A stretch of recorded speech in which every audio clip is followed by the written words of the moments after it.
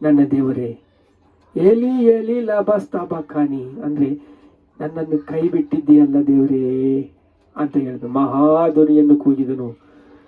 ಅದಕ್ಕೆ ರೆಫರೆನ್ಸ್ ಏನಿದೆ ಅಂದರೆ ರೋಮ 8:31 ದೇವರು ನಮ್ಮ ಕಡೆಗೆ ಇದ್ದರೆ ನಮ್ಮನ್ನು ಎದುರಿಸೋರು ಯಾರು? ದೇವರು ನಮ್ಮ ಹತ್ರ ಇದ್ರೆ ನಮ್ಮನ್ನು ಯಾರು ಎದುರಿಸ್ತಾರೆ ನೋಡ್ರಿ. ಸ್ವಂತ ಮಗನನ್ನೇ ಉಳಿಸಿಕೊಳ್ಳದಲ್ಲಿ ಆತನನ್ನು ಸಿಲುವೆಗೆ ಅಪ್ಪಿಸಿಕೊಟ್ನಲ್ಲ, ಮಗನನ್ನು ಕೊಟ್ಟವನು ಸಮಸ್ತವನ್ನು ಕೊಡದೇ ಇರುತ್ತಾನ. 5ನೇ ಮಾತು, ಯೋಹಾನು ಬರೆದ ಪತ್ರಿಕೆ 19ನೇ ಅಧ್ಯಾಯ 30ನೇ ವಚನ. ಯೇಸು ಆ ಹುಳಿ ರಸವನ್ನು ತಕ್ಕೊಂಡು ತೀರಿತು ಅಂತ ಹೇಳಿ ತಲೆ ಬಾಗಿಸಿ ಆತ್ಮವನ್ನು ಒಪ್ಪಿಸಿಕೊಟ್ಟ. ತೀರಿತು, ಸಮಾಪ್ತವಾಯಿತು, ಪೂರ್ತಿ ಆಯಿತು, ನಾನು ಬಂದ ಕೆಲಸ ಇಲ್ಲ, ಎಲ್ಲ ಮುಗಿಸಿಬಿಟ್ಟಿದ್ದೀನಿ ಅಂತ ಹೇಳ್ತಾ ಇದ್ದಾನ್ರಿ ದೇವರು ನಮಗೆ. ಈಗ 5ನೇ ಮಾತಿನಲ್ಲಿ ಪ್ರಕಟಣೆ ಗಾಂಧಿಯಲ್ಲಿ ಆತ್ಮವನ್ನು ಮೊದಲಗಿತ್ತೆಯ ಬಾ, ಕೇಳುವವನೇ ಬಾ, ಬಾಯಾರಿದವನೇ ಬಾ, ಇಷ್ಟವುಳ್ಳವನು ಬಾ, ಜೀವ ಜಲವನ್ನು ಉಚಿತವಾಗಿ ಕೊಡಿ. ಜೀವ ಜಲವನ್ನು ಉಚಿತವಾಗಿ ಕೊಡಿ. ದೇವರು ದಪ್ಪಿಗೊಂಡಿದ್ದಾರೆ, ಬಾಯಾರಿದಾಗ ಇದ್ದಾರೆ, ನಮ್ಮನ್ನು ಪ್ರೀತಿಸ್ತಾ ಇದ್ದಾರೆ.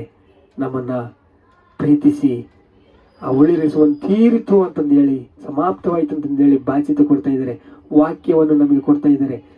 ಬಾಯಾರಿದವನೇ ಬಾ, ಇಷ್ಟವುಳ್ಳವನೇ ಬಾ, ಕ್ರಯವಿಲ್ಲದ ಜೀವ ಜಲವನ್ನು ಕೊಡಿ ಅಂತ ನಮಗೆ ಹೇಳ್ತದೆ. ಮೊದಲಿಗಿತ್ತಿ ಬಾ, ಆತ್ಮನೇ ಬಾ, ಕೇಳುವವನೇ ಬಾ, ಬಾಯಾರಿದವನೇ ಬಾ, ಇಷ್ಟವುಳ್ಳವನೇ ಬಾ, ಜೀವ ಜಲವನ್ನು ಸೇವಿಸು, ವಾಕ್ಯವನ್ನು ಸೇವಿಸು, ವಾಕ್ಯವನ್ನು ಕೊಡು, ಆತ್ಮವನ್ನು ಸಂಪಾದಿಸು, ಆತ್ಮಗಳನ್ನು ಸಂಪಾದಿಸು ಅಂತ ದೇವರು ನಮಗೆ ಹೇಳ್ತಾ ಇದ್ದಾರೆ. 7ನೇ ಮಾತು, ಸಮಯ ಆಯಿತು. 7ನೇ ಮಾತೇನೆಂದರೆ ಲೂಕಾಸು ವಾರ್ತ 23ನೇ ಅಧ್ಯಾಯ 46ನೇ ವಚನ. ತಂದೆ, ನನ್ನ ಆತ್ಮವನ್ನು ನಿನ್ನ ಕೈಗೆ ಒಪ್ಪಿಸಿಕೊಡುತ್ತೇನೆ ಎಂದ್ರೆ, ತಂದೆ ನನ್ನ ಆತ್ಮವನ್ನು ನಿನ್ನ ಕೈಗೆ ಒಪ್ಪಿಸುತ್ತಿದ್ದೇನೆ ಅಂತ ಮಹಾಧ್ವನಿಯಿಂದ ಕೂಗಿ ತನ್ನ ಪ್ರಾಣ ಬಿಟ್ಟನು. ಅದಕ್ಕೆ ಪೇತ್ರ 1ನೇ ಪೇತ್ರ ಬರೆದ ಪತ್ರಿಕೆ 2ನೇ ಅಧ್ಯಾಯ 24ನೇ ವಚನ.